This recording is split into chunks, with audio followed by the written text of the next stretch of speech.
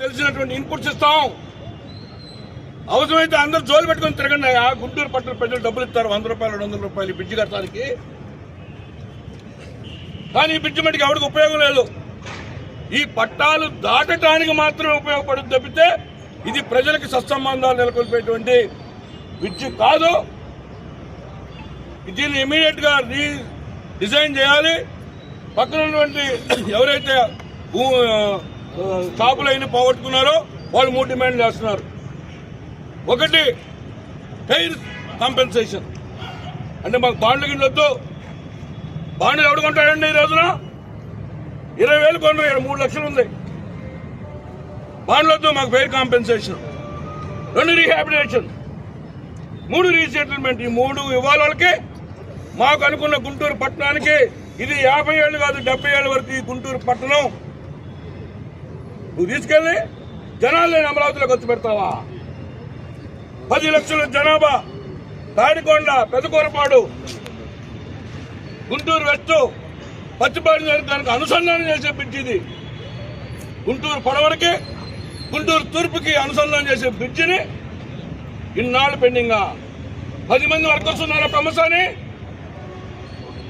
Mayor గారిని అడుగుతా ఉన్నా. నత్తనడుగు నడుస్తుంది వర్క్. ఎప్పటికి అవుతుంది?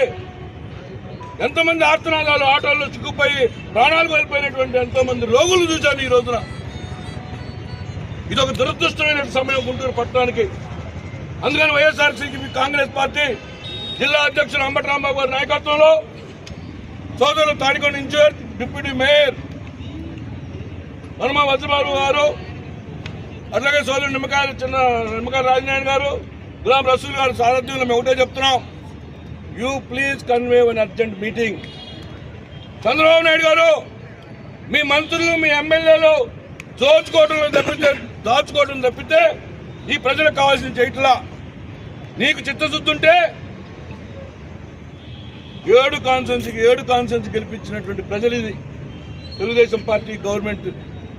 అందుకని మీరు ప్రజల సమస్యలు తీర్చాలంటే మీరు లీడ్ తీసుకోవాలని చెప్పి కోరుతా ఉన్నా. నారా లోకేష్, ఈ రోజు గుంటూరు పట్టణంలో ఉన్న చిన్న మున్సిపాలిటీ నీ మంగళగిరి ఏ రకంగా దూసుకుపోతుంది అభివృద్ధిలో, మా గుంటూరు పట్టణం ఏ రకంగా వెనకబడుతుంది చూడు. ప్రజలు లేని చోట అమరావతిలో 40,000 కోట్ల ఏదైనా చేతి బంధం జరిగిందో 80 కోట్లతో పిచ్చి పాల్గొంటారు. 200 కోట్లు పెట్టారా? 2015-16